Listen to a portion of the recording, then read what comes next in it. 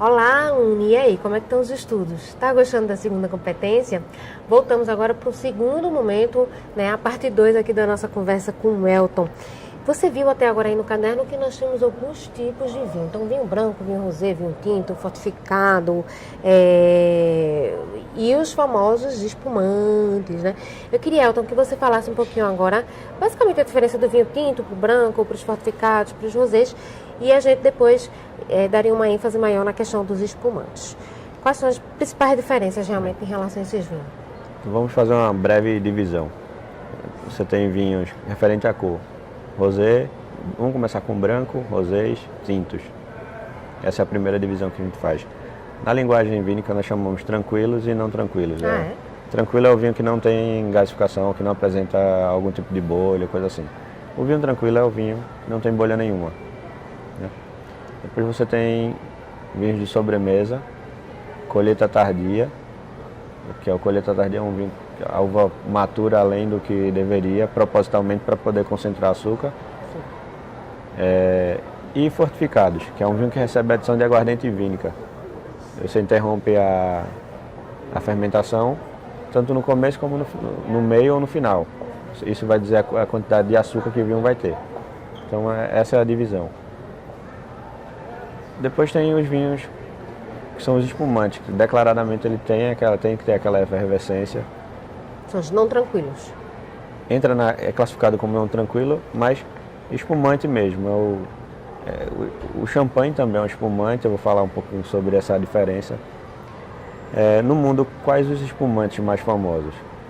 Todos são espumantes, independentemente, até o champanhe é um espumante. Você tem o champanhe encabeçando o páreo, digamos assim, é o que tem mais visibilidade no mundo, é a mais famosa das bebidas. Depois você tem a cava, que é espanhola, tem uma importância grande também da região do Penedès, na Catalunha, na verdade da Catalunha.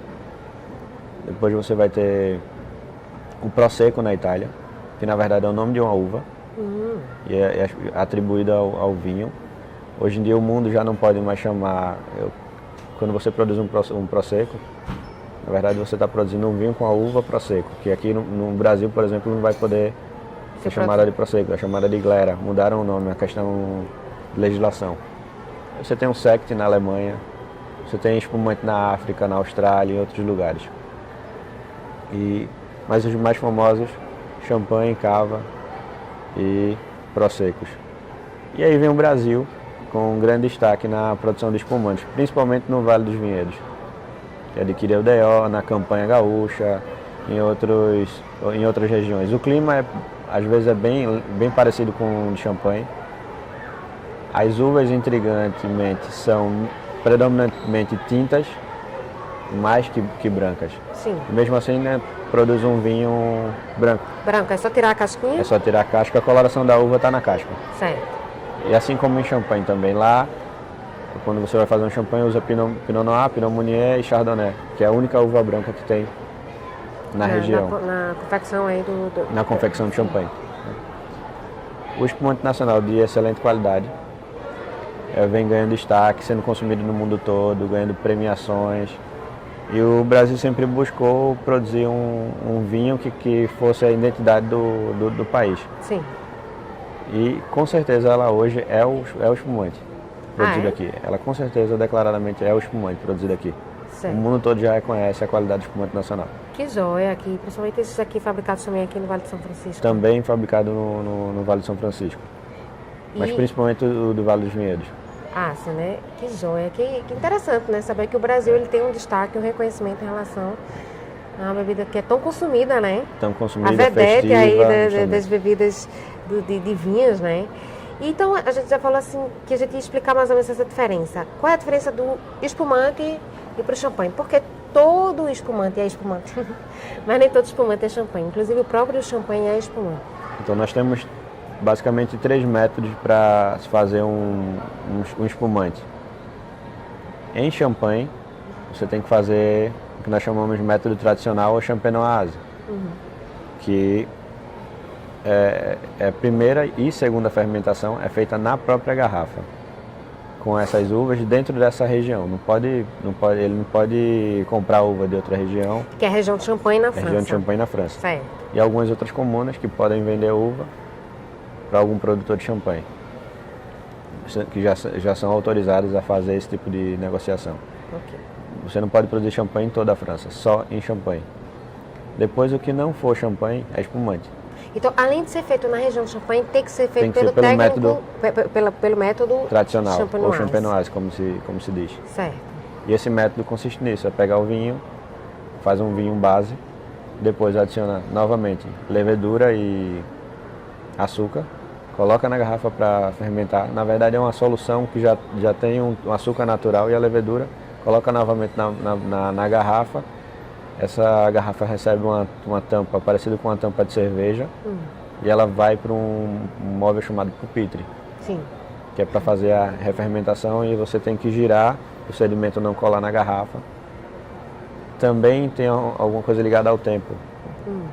Posso produzir um champanhe em 3 meses. Tem uma regra mínima. Ah, é? De acordo com a especificação da bebida, se é um champanhe não vintage, 100 anos, se é um vintage, ou se é um Premier Cru, ou se tem alguma outra especificação. Então temos a técnica da champenoise e quais são as outras técnicas? A outra técnica é o charmat, que ele chamou, ou o tanque. Na verdade, método tanque. O método do tanque consiste em você fazer esse mesmo processo que você faz na garrafa, de garrafa a garrafa em champanhe.